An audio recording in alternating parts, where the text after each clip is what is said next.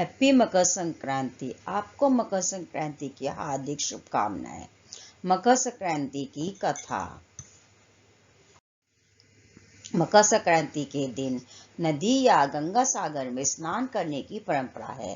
धार्मिक मान्यताओं के अनुसार मकर संक्रांति दिन गंगा स्नान करने से 7 जन्मों के पाप भी धुल जाते हैं। इस दिन गंगा स्नान से जुड़ी बहुत सी महत्वपूर्ण पौराणिक घटनाएं हैं।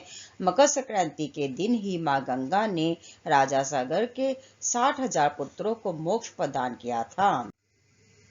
मकर संक्रांति की पौराणिक कथा। पौराणिक कथा के अनुसार राजा सागर अपने परोपकार और पुण्य कर्मों से 3 लोकों में प्रसिद्ध हो गए थे। चारों ओर उनका ही गुणगान हो रहा था।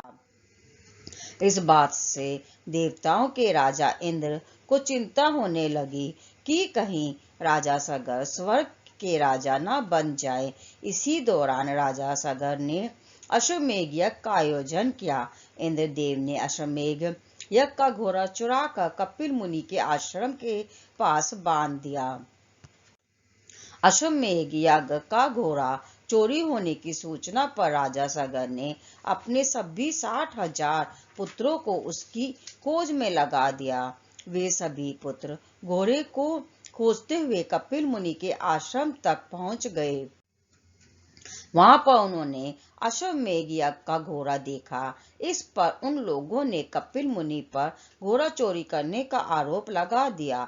इससे क्रोधित होकर कपिल मुनि ने राजा सागर के सभी 60,000 पुत्रों को शाप से जलाकर भस्म कर दिया।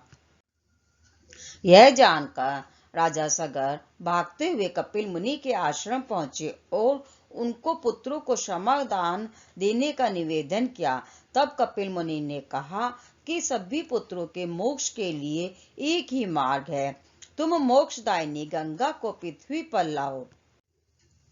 राजा सागर के पोते राजकुमार अंशुमान ने कपिल मुनि के सुझाव पर प्रण लिया कि जब तक मां गंगा को पृथ्वी पर नहीं लाते तब तक उनके वंश का कोई राजा चैन से नहीं बैठेगा। वे तपस्या करने लगे। राजा अंशुमान की मृत्यु के बाद राजा भगीरथ ने कठिन तप से मां गंगा को प्रसन्न किया।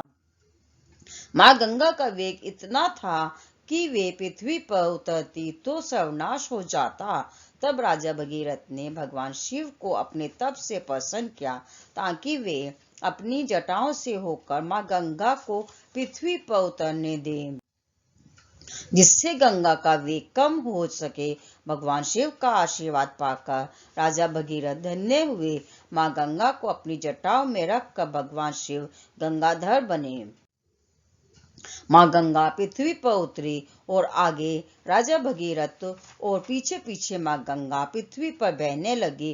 राजा भगीरथ मां गंगा को लेकर कपिल मुनि के आश्रम तक लेकर आए, जहां पर मां गंगा ने राजा सागर के 60,000 पुत्रों को मोक्ष प्रदान किया।